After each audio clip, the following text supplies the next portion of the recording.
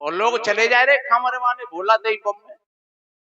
हाँ वो तो उन्हें कोई लेना देना नहीं। और लग जाए मौका तो मक्कारबाजी कर जाते। बहन बेटी दिख जाए तो उल्टे सीधे बम बोल रहे। फिर देखो और मार भी पड़ जाती है कहीं कहीं। उन्होंने पूरी कमर चढ़ा दी गधा। अब गधा का बच्चा तो खड़ा होकर के चलने लगा और लोग कह रहे हैं इस महात्मा ने अपनी कमर बिगाड़ दी, महात्मा ने कमर फेंक दी। अरे पागल हो, तुम्हारी बिगड़ेगी, मेरो हाथे पावा तो हो जा रहा है। गुरु जी के नाम का एक जयकारा लगाएंगे बड़े जोश और होश के साथ।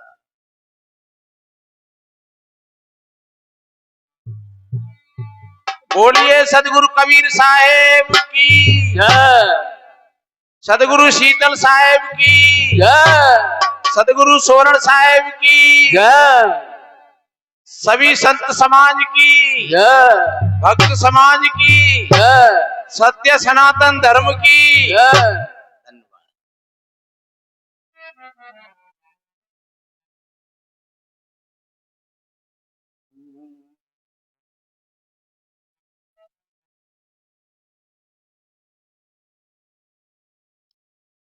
कबीर नामम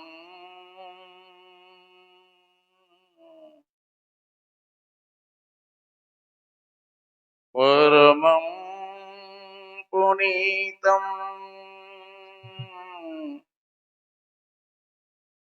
युगे युगे स्वामी हरंत दुख है। दातारं मुक्तं पुरुषं पुराणो चरणारविंदम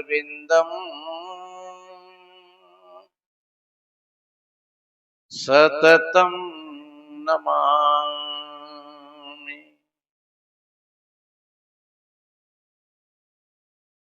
बिन गुरु ज्ञान नहीं उपजे, नहीं अज्ञान विनाश,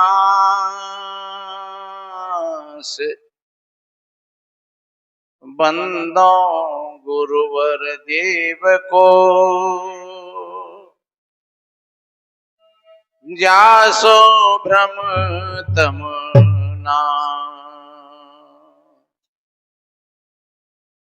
बंदो गुरुवर देव को जासो भ्रम तम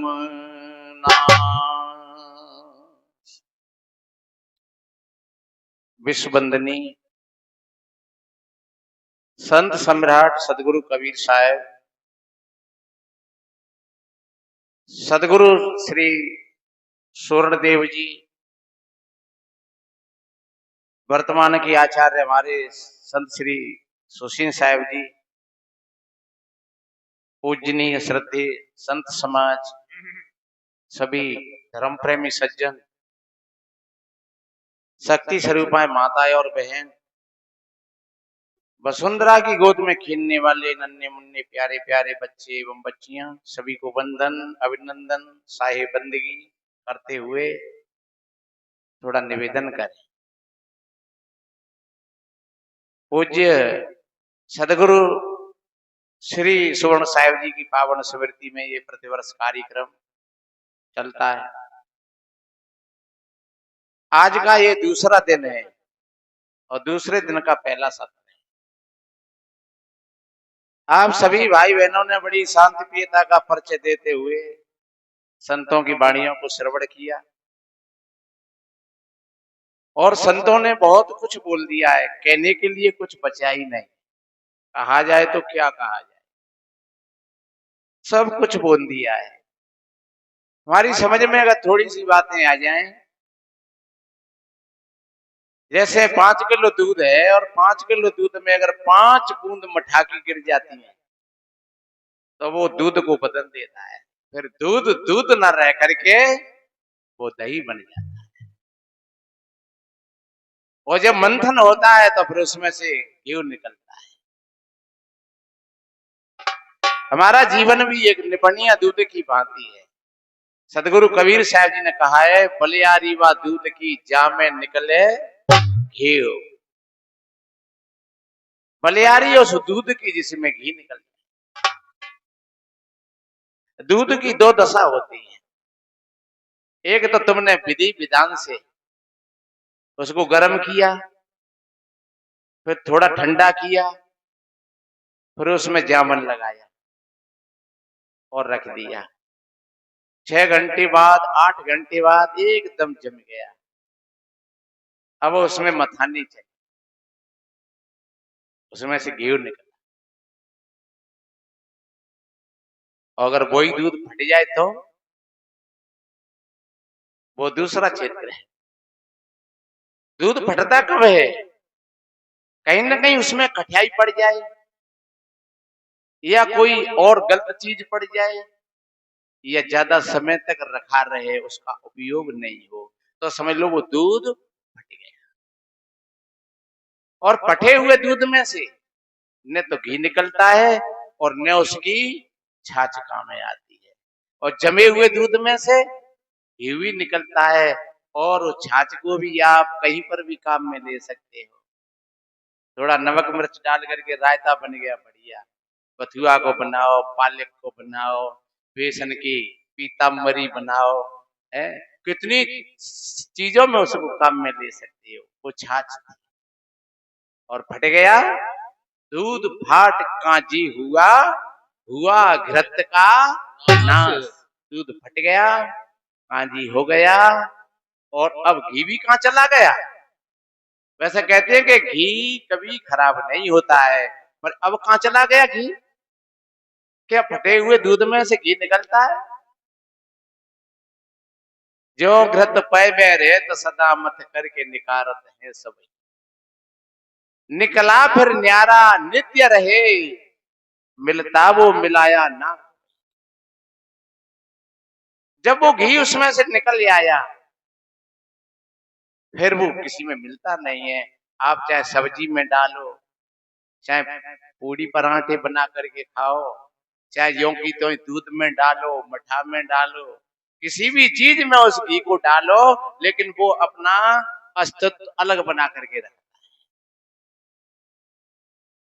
तुम्हारे भीतर में भी तुम्हारा जीवन एक निपनिया दूध की भांति है। अगर इसको त्याग और तपस्या की अग्नि से इस जीवन को अगर तपा लिया, कंडा और लकड़ियों की आग से नहीं, चलो धूनी लगा लो 84, एक खपरिया मुड़ा बदल ले और जलती। हमारे यहाँ एक महात्मा आते और अच्छे महात्मा अबू हैं और नई उम्र के महात्मा आए, तो जेठ मासे में वो सिर पर मेहंदी लगाए और पैरों में मेहंदी लगाए। हमारे संत जी ने पूछा, महाराज ये मेहंदी क्यों लगा रखी है? अरे कि हमने तपस्या करी सो आग चाटी गई है गहरी, तो गर्मी में जेल लगती है कि आग निकल रही है शरीर में से, इसलिए सिर पर भी मेहंदी लगाई और पैरों में भी मेहंदी लगाई। ध्यान रखो, वो अग्नि का दुरुपयोग किया उन्होंने, इसलिए उस अग्नि के माध्यम से उनको वो कष्ट मिल रहा है। यहाँ सदगुरु कहते हैं हमें कौन सी अग्नि की आवश्यकता है? वो हमारी अग्नि हो त्याग की, तपस्या की। त्याग काय का? कपड़ा लत्तन को, जूता चप्पल को नहीं, जूता चप्पलों का त्याग नहीं, कपड़ा लत्ताओं का त्याग नहीं, भोजन का त्याग नहीं। त्याग भावना हो आपकी, आपका हाथ हर वक्त दूसरों को खिलाने के लिए तैयार रहे, आपके हाथ दूसरों को देने के लिए हमेशा बढ़ते रहें। समझ लो आपकी त्याग भावना। आपके पास में जो कुछ है अच्छी चीज, उसको आपने बांट दिया दूसरों को, जरूरतमंदों को, आप त्यागी। त्यागी वो नहीं होता है कि कपड़ा को छोड़ दे, नहीं, ये चमड़ा भी, ये भी तो कपड़ा है। ये जो खाल है, चमड़ी है, ये भी कपड़ा है और ये भी कपड़ा है। इसलिए मेरे बहन भाइयों, ये त्याग और तपस्या की आग से हम अपने मन और इंद्रियों को तपाएं और फिर सदगुरु के ज्ञान का जामन लेकर के समता और शांति की हवा दे करके उस दूध को ठंडा कर ले, जीवन रूपी दूध को फिर सदगुरु के ज्ञान का हम जामन लगा दें और फिर ध्यान की चले मथानी, तो समझ लो फिर ये सतसार रूपी घीव आपके भीतर से निकलेगा। ये सतसार घीव क्या है? वो चेतन है, वो जीव है, वो आत्मा है। जब उसको छांट लिया, अलग कर लिया, तो फिर वो कभी मिलने वाला नहीं है। उसको हम अपना स्वरूप कहते हैं। यही है धर्म। अभी महात्मा जी धर्म पर बहुत बोले, सदा धर्म जाके हृदय बसई और राम कसौटी कसते ही रही। धर्म आपको कसता है, ये ध्यान रखो, और जब कसौटी होगी तो वही तुम्हारी तपस्या है। आप अगर झूठ बोल रहे हो तो समझ लो आप अधर्म कर रहे हो। ये देसी भाषा में क्या हो गया? सत्य बोलना धर्म हो गया और झूठ बोलना पाप हो गया। तो आप शाम को बैठ करके आप ये विचार करना कि आज हमने कितना झूठ बोला है और कितना सत्य बोला है। झूठ बोला है तो हमने अधर्म किया है, और सत्य बोला है तो हम धर्म के रास्ते। कहते हैं कि शील धर्म की नींव है और ध्यान धर्म की भीत, प्रज्ञा छत है धर्म की, सुमंगल भवन पुनीत। ये भवन है कैसे? शील। शील क्या है? शील नींव है, और शील तुम्हारा स्वभाव है। तथागत बुद्ध ने 5 शीलों की बात कही। वो कौन सी है? कभी किसी प्राणी को मत सताना, पहला शील। आप ये संकल्प लेकर के जाएं कि हम आज से किसी प्राणी को नहीं सताएंगे, और किसी प्राणी को अगर सताओगे तो आपको उसका हर हालत में बदला देना पड़ेगा। चाहे चींटी से और हाथी तक किसी भी प्राणी को अगर आप सताते हो वो आपको बदला देना पड़ेगा। जिनको हम भगवान और भगवती कहते हैं, जिन्होंने प्राणियों के साथ में कुछ अपघात किए, धोखा किया, तो उनको भी वो समय पा करके बदला देना पड़ा। कहते हैं शिशुपाल की भुजा उखाड़ी आप वही अरे टूटा। शिशुपाल की भगवान कृष्ण ने बताते हैं भुजा उखाड़ी, तो बताते हैं जगन्नाथ जी में आज भी टूटी मूर्ति रखी है, उनकी भुजा गिर गई अपने आप, ऐसा कहा है, लिखा हुआ है, और लोगों ने देखा भी है वहां जाकर के। मैंने तो नहीं देखा है अभी। तो जिनको हम भगवान और भगवती कहते हैं, श्री राम जी ने छुप करके बाली को मारा था, तो बताते दूसरे जन्म में उनको वो बदला देना पड़ा। सीता जी ने एक चिड़िया को कैद में करके रखा था, इसलिए सीता जी को भी रावण की कैद में रहना पड़ा जाता। इसलिए कर्म का विधान है। सदगुरु कहते हैं आप न कर्म ने मिटे, कर्म का लिखा मिटे धोखे से जो युग कोटे सिराई। इसलिए मेरे बहन भाइयों, संत जगाते हैं आप प्राणियों की रक्षा करो, प्राणियों की रक्षा करो, पर्यावरण की भी रक्षा करो। देखिए 3 ताप बताए हैं, कौन कौन से? देह दैविक भौतिक तापा और राम राज का हुआ नहीं दिया। राम के राज, राम के राज की बात कबू राम का राज रहा होगा, लेकिन हम ये विचार करें कि हम राम के राज्य में हैं या हम मन के राज्य में। आप कौन के राज्य में हैं? आप मन के राज्य में हैं। मन के राज्य में है इसलिए तो गुटखा खा रहे हैं, गोंडमोर खा रहे हैं, दारू पी रहे हैं, और झूठ बोलते हैं, गाली बकते हैं, दूसरे प्राणियों के साथ में अन्याय अपघात करते हैं। और जब राम के राज्य में आ जाएंगे तो फिर आप ऐसा कदापि नहीं करेंगे। और गुटखाओं की बात क्या कहें, भाई लोग तो खैर खाते ही होंगे, लेकिन काफी बहन भी चुपके मारती रहती हैं। अभी कल परसों आश्रम पर 2-3 बहन बेटी आई, सत्संग था, एकदम बुदबू आई। मैंने कहा माता जी आप गुटखा खा रही हो? बोले हाँ बाबा ने जो कद ना रहे। अरे भैया ये ये गुटखा, ये किसी प्रकार का नशा, ये बहुत गंदी आदत है। इन आदतों को अगर तुम करोगे तो तुम्हारे बच्चे भी इन आदतों को पकड़ लेंगे और तुम धर्म की बजाय अधर्म में चले। तो मैंने निवेदन किया, पहला सील है प्राणियों की रक्षा करना। आप प्राणियों की रक्षा करो। संत एकनाथ जी ने तो बताते हैं, गधा के बच्चा पर कामर चढ़ाई दी अपनी। सुना होगा, वो कामर लेकर के आ रहे तो ये गधा का बच्चा रास्ता में पड़ा हुआ था और बेचारों पैर घिसे रहो। महात्मा जी ने सोचा एक लोटा अगर पानी को हो तो जाके प्राण बच जाए। और लोग चले जा रहे कामर वाले भोला दई बम में।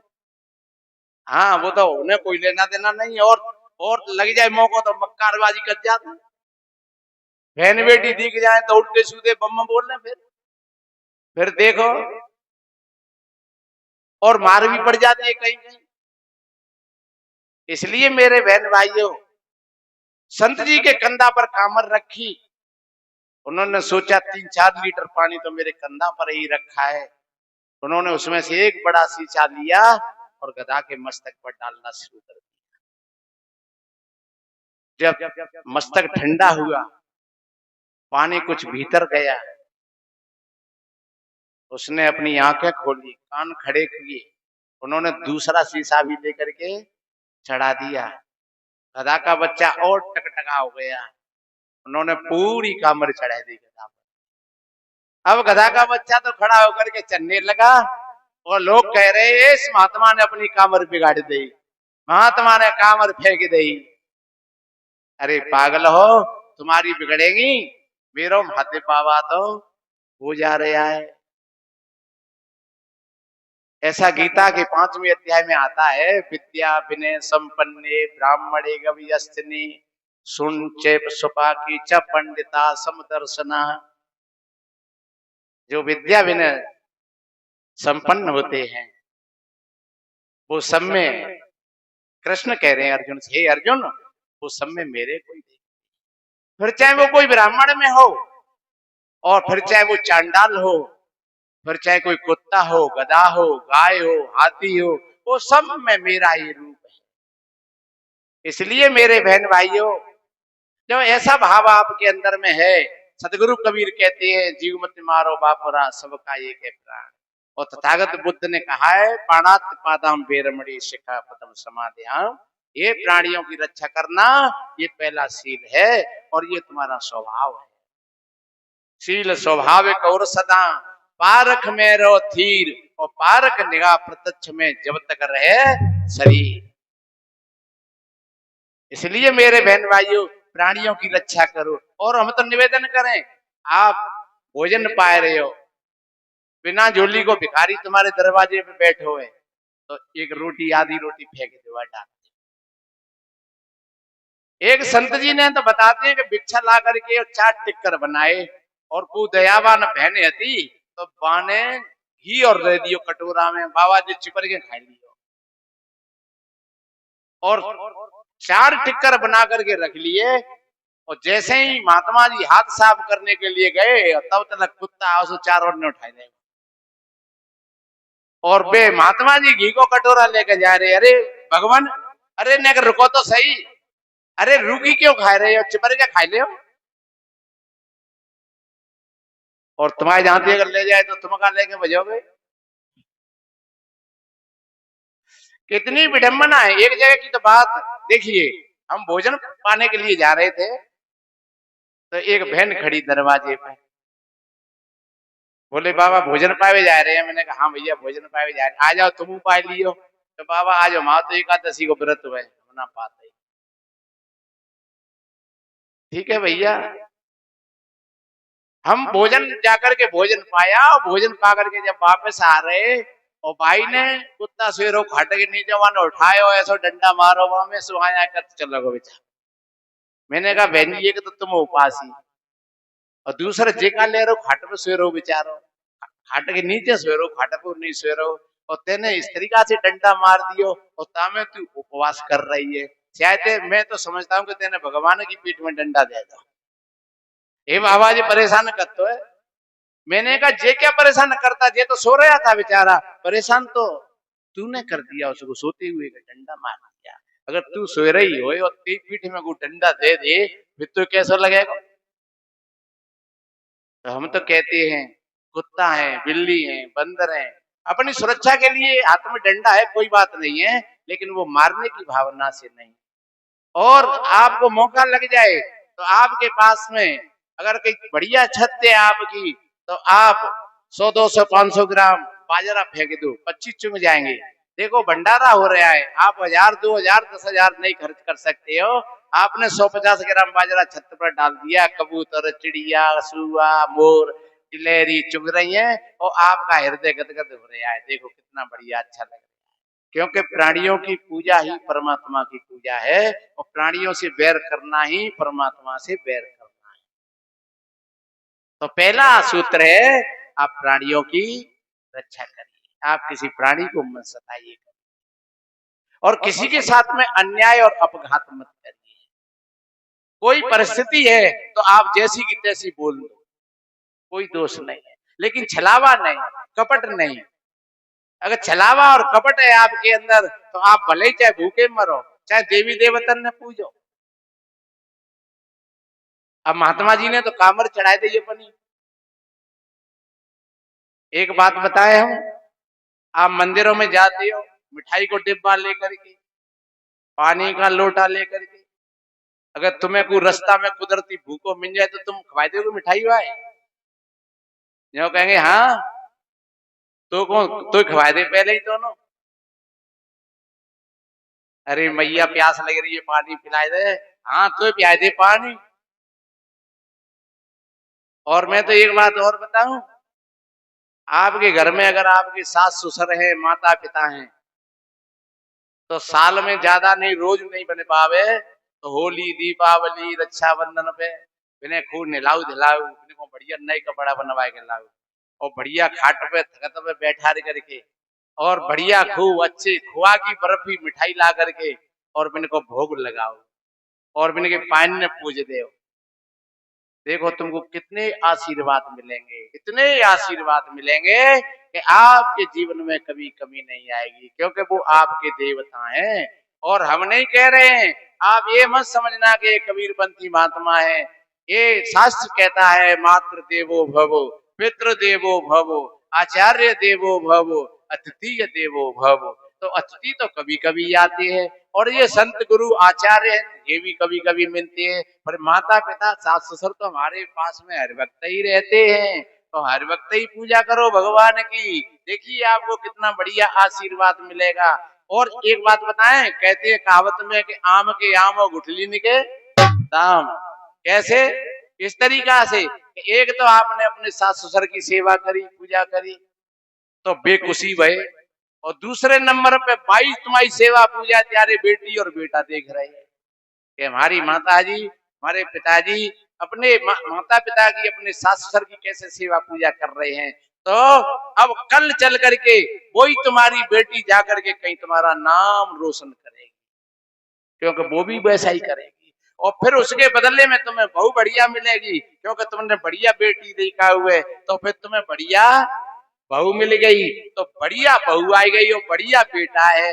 अब तुम्हारी 50-60 साल की उम्र रह गई, अब तुम सत्संग में आओ, बैठे हो बड़ी शांति से, उधर की अगर बातें मिलती हैं तो बड़ा हृदय फूल जाता है। आपकी बेटी ने हमारे परिवार को बहुत ऊंचा उठा दिया, धन्य है आपकी कुच्छा के लिए, आपने ऐसी बेटी को जन्म दिया, हमारा परिवार उज्जवल हो गया और बड़ी सेवा करती है। तो आपका हृदय सवा से रखा। और इधर में आपकी बहू घर में है, तो आपने फोन कर दिया, बेटा हमारे साथ में 4 महात्मा आ रहे हैं, ध्यान रखियो। हाँ माता जी ले आओ। तो 4 महात्मा 4 भक्त हैं, और जब तक तुम घर पे पहुंचे तब तक बहू ने बढ़िया आसन लगाए दे, और चाय पानी की व्यवस्था कर ली, भोजन की तैयारी कर ली।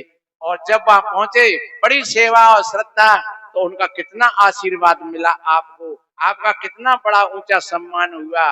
तो एक तो वर्तमान में तुम्हारे माता पिता, तुम्हारे सास ससुर सुखी, और दूसरे आगे भविष्य में तुम्हारी बेटी ने जाकर के एक घर को संभाल लिया, और भाग्य बदले में तुम्हें एक बहू बढ़िया मिल गई, और बेटा तुम्हारा बढ़िया है। अब तुम ध्यान करो, भजन करो, ये सुख और शांति। अब तुम कहाँ पहुंच गए? अब तुम बादेश में पहुंच गए। महात्मा चर्चा नहीं कर रहे कि हमारा उपदेश है, उपदेश को ऊपर नहा दो, और के तो नीचे पाताल में नहा दो, उपदेश भी यहीं पर है। जब तुम जिस स्थिति में आ गए, तब अब तुम बादेश में, कोई भय नहीं, कोई चिंता नहीं, कोई टेंशन नहीं। तो आपने प्राणियों की रक्षा करी, तो आपको प्राणियों से मुक्ति मिलेगी। आपको न सर्प खाएगा, न बीछू खाएगा, न बंदर, कुत्ता, न गाय भैंस, गधा घोड़ा, आप पर कोई चोट नहीं करेगा, क्योंकि आपके हृदय में प्राणियों के प्रति प्रेम है। जब प्राणियों के प्रति प्रेम है आपके अंदर में, तो मैं दावे के साथ कहता हूं, आपसे भी सारे प्राणी प्रेम करेंगे, आपकी सहायता करेंगे।